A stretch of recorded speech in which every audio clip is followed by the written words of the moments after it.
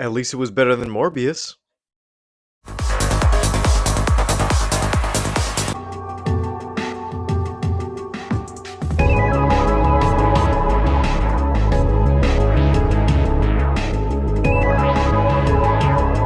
Hey, what's up, you guys? It's me, dear, aka the Review, and yes, this review's a bit of a week late. I didn't get to catch it on the first weekend, but I did get to catch it a week after my birthday week, so might as well make it count. So, Madam Web is the newest Sony movie from their own Sony universe of Marvel heroes that associate with Spider-Man but are not Spider-Man because they can't say Spider-Man because he's in the MCU. It stars Dakota Johnson as Madam Web. First mistake right there. Through a series of circumstances, she comes across these three women who will soon become Spider Women, while this dude Ezekiel Sims in the background develops a sense of the future visions and decides to go back and decide to kill these girls before they end up getting their powers, which is basically Spider Man and Terminator mixed into one. So, Madam Web movie, maybe?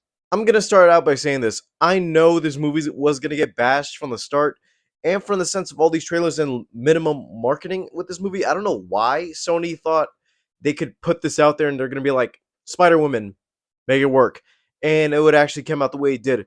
And to be honest, unlike all the people and critics are talking about this movie, I kind of enjoyed it a little bit. But hear me out on this one. What I liked are the three women, Sydney Sweeney, Celeste O'Connor, and Isabella Merced as the three Spider Women. They were the highlight of this movie for me because if I'm going to be honest with you, we've seen Peter Parker, we've seen Miles Morales. It was a kind of a bit of refreshing seeing these new aspects of Spider people, especially since we haven't seen these people on the big screen yet. We saw peeks of them in Into the Spider Verse also by introducing Spider Gwen and Jessica Drew. These three women in itself, I'm like, okay, I know two of the three, but let's see how I can base my movie mind versus my comic mind. Because if I can actually analyze the characters for what they are, I kind of did like them for what they did. And even though they don't have their powers for 95% of this movie, I'm like, them as characters, it's kind of a little mini origin story within itself to show these characters in the limelight. Dakota Johnson as Madam Web, because if I'm going to be honest with you, I don't know anything about what Dakota Johnson's been in besides 50 Shades, and in this movie, she seems like she's just bored throughout. And with all the interviews I've seen, I can kind of see why because they gave her nothing to work with. She's just bland. She can almost come with a snarky one liner here and there. But besides that, she's like brings nothing into the role. She doesn't bring some of the eagerness, some of the more psychological aspects of Madame Web from what I know from the 90s cartoon. She's not that type of mentor figure people expect her to be. She's just more of an asshole, just wants to get through her way.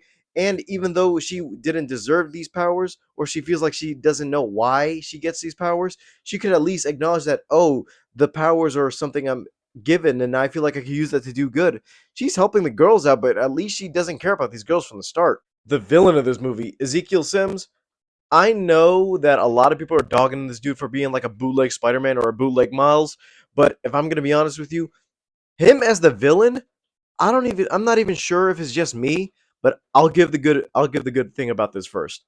The CGI on this dude, the way he moves around, even though he has Spider-Man like powers and he looks like Spider-Man, this type of CGI is the thing I want to see in the MCU because I'm gonna be honest with you, I can at least see the flexibility of him moving his jumps. He's not swinging, but at least he's running through walls better than Tom Holland did at the end of Far From Home. But the bad about this villain, I gotta say, his dialogue is the most ADR aspect. I don't know what this was, and I thought people were joking about it, like, "Oh, this ADR is used in movies all the time." But watching his lips and watching the words that are coming out of his mouth, I'm like, "You are not saying any of these at all." I don't know what in the script process they had them do this after production, but I feel like the movie they made is not the movie they made. If you know what I'm talking about. From the start of this, I remember Madam Web being like a proto Spider-Man movie where it was supposed to be Ezekiel Sims as this sort of Terminator-like figure trying to go after May Parker and kill her before Peter Parker is born, actually causing the Spider-Verse.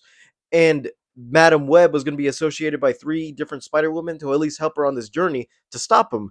But this is not the movie I thought it was going to be because they kind of switched it around where Ezekiel Sim is going after these three girls with Madam Web just in the background guiding them. But all the Spider-Man stuff in this movie is not even in this movie at all because it's there, like the Daily Bugle's there, all the suits are there, but the aspect of saying Spider-Man or Peter Parker are nowhere in this movie. I could actually put this into a game of take a shot every time they say Spider-Man, but they can't say Spider-Man. You'll be drunk in the middle of this movie because wow, all the little hints and nods to it, are just unnecessary. And if you're not going to use it, why have it? There is fun to be had in this movie.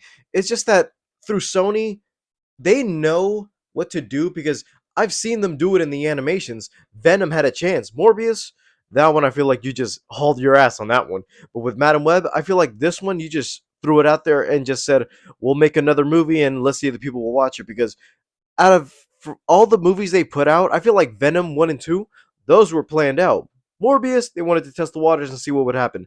Madam Web, they just said, "Oh, Madam Web," out of their old Sony ideas for the Amazing Spider-Man.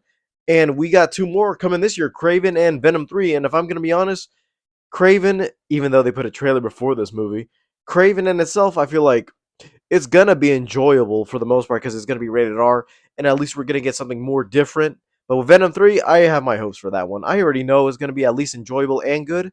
And with all the tiny hints that have been showing up in productions lately, I'm not even sure what exactly is going on in Venom 3, but hopefully it's good. But with Madam Web, I gotta say, if you want to watch it, catch it on a discount Tuesday because it's fun for the moments it has, but throughout the whole movie, you're just bored out of Dakota Johnson doing her thing. The three girls, they deserve better, especially Sydney Sweeney, because I've seen her, Isabella Merced, and Celeste O'Connor and other stuff I like. I've seen it in Euphoria.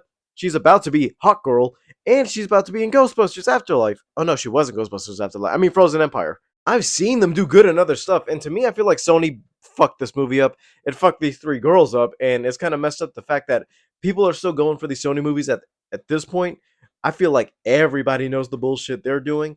That unless you see a Marvel Studios thing attached to it, nobody's going to it because they know there's only one other studio out there that has the association with Marvel panel. Like I said, watch it on a discount Tuesday. It's not worth it opening weekend. It wasn't even worth it the second weekend, even though I watched it.